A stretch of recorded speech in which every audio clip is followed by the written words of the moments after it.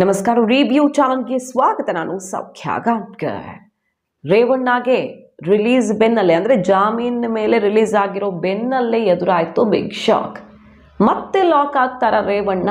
ಒಂದು ಕಡೆ ಪ್ರಜ್ವಲ್ ರೇವಣ್ಣ ಪತ್ತೆನೇ ಇಲ್ಲ. ಪ್ರಜ್ವಲ್ ರೇವಣ್ಣ ಬಂಧಿಸೋದು ಅಷ್ಟು ದೊಡ್ಡ ವಿಚಾರನ ಅನ್ನೋ ಮಟ್ಟಿಗೆ ಪ್ರಶ್ನೆ ಎದ್ದಿರೋ ಹೊತ್ತಲ್ಲಿ ರೇವಣ್ಣ ಅಂದರಾಗ್ತಾರ ಪುನಃ ಅನ್ನುವಂಥ ಬೆಳವಣಿಗೆ ಒಂದಾಗ್ತಿದೆ. ಭವಾನಿ ರೇವಣ್ಣ ಸಂಬಂಧಿ ಮತ್ತು ಕಿಡ್ನ್ಯಾಪ್ ಕೇಸಲ್ಲಿ ಪ್ರಮುಖ ಆರೋಪಿಯಾಗಿರುವಂತಹ ಸತೀಶ್ ಬಾಬಣ್ಣನಿಂದಾನೇ ಈಗ ದೊಡ್ಡದೊಂದು ಸಾಕ್ಷಿಯನ್ನು ಹೊರತೆಗೆಸ್ತಾ SIT ಕುತೂಹಲಕ್ಕೆ ಕಾರಣ ಆಗಿದೆ. ಬೆಳವಣಿಗೆ ಮಾಹಿತಿ ಮುಂದೆ ಇಡ್ತಾ ಇದ್ದೀವಿ. ಮಿಸ್ ಮಾಡಿದ್ರೆ ನಮ್ಮ ಚಾನಲ್ನ ಸಬ್ಸ್ಕ್ರೈಬ್ ಮಾಡಿ, ನಿಮ್ಮ ಅಭಿಪ್ರಾಯ ಕಮೆಂಟ್ ಮಾಡಿ ತಿಳಿಸಿ.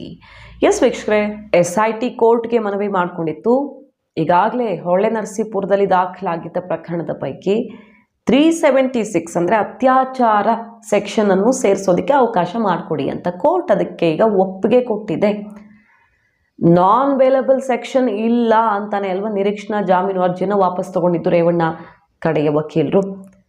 ಮತ್ತು ಆ ಕೇಸು ಅಷ್ಟು ಸ್ಟ್ರಾಂಗ್ ಇಲ್ಲ ಅನ್ನೋ ಕಾರಣಕ್ಕೆ ಸಂಚು ಮಾಡಿ ಈ ಕಿಡ್ನ್ಯಾಪ್ ಕೇಸ್ ಹಾಕಿ ಲಾಕ್ ಮಾಡಿದ್ರು ಅಂತಲ್ವಾ ಈಗ ಆರೋಪ ಎಲ್ಲ ಮಾಡ್ತಿರೋದು. ಕೆಸರಡ್ ಚಾಟಕ್ಕೆ ಇಷ್ಟು ದೊಡ್ಡ ಕೆಸರಡ್ ಚಾಟಕ್ಕೆ ಕಾರಣ ಆಗಿದ್ದು.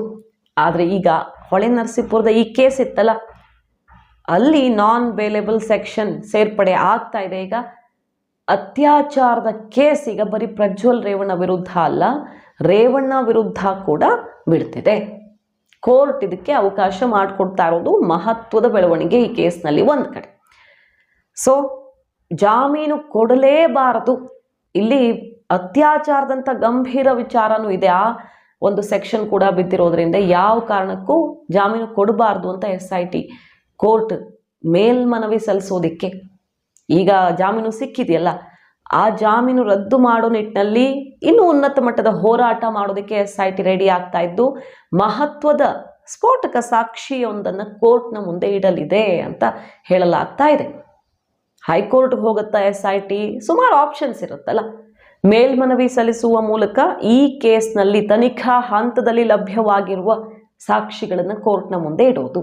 ಈಗ ಸತೀಶ್ ಬಾಬು ಈ ಕಿಡ್ನ್ಯಾಪ್ ಕೇಸಲ್ಲಿ ಪ್ರಮುಖ ಆರೋಪಿ, ಮತ್ತೊಬ್ಬ ಆರೋಪಿಯಾಗಿರುವಂಥ ಸತೀಶ್ ಬಾಬುವನ್ನು ಮತ್ತೆ ಕಸ್ಟಡಿಗೆ ಪಡೆದು ವಿಚಾರಣೆ ನಡೆಸುವ ಸಂದರ್ಭದಲ್ಲಿ ಮಹತ್ವದ ವಿಚಾರವನ್ನು ಬಾಯ್ಬಿಟ್ಟಿದ್ದಾನೆ ಅನ್ನುವಂಥ ಮಾಹಿತಿ ಈಗ ಹೊರಗಡೆ ಬರ್ತಿರೋದು, ವರದಿ ಆಗ್ತಿದೆ. ಸುಮಾರು ಕಡೆ ಗಮನಿಸಿರಬಹುದು ನೀವು.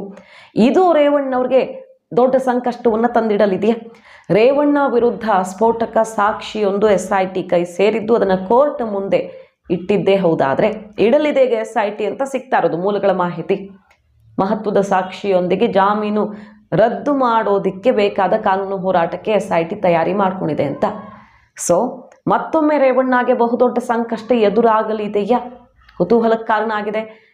ಆ ಕಡೆ ನನಗೆ ಯಾರು ಸಮಸ್ಯೆ ಮಾಡಿಲ್ಲ ಅಂತ ವಿಡಿಯೋ ರಿಲೀಸ್ ಆಗಿತ್ತಲ್ಲ ಸಂತ್ರಸ್ತೆಯದ್ದು, ಆಕೆಗಾಗಿ ಹುಡುಕಾಟ ಶುರುವಾಗಿದೆ.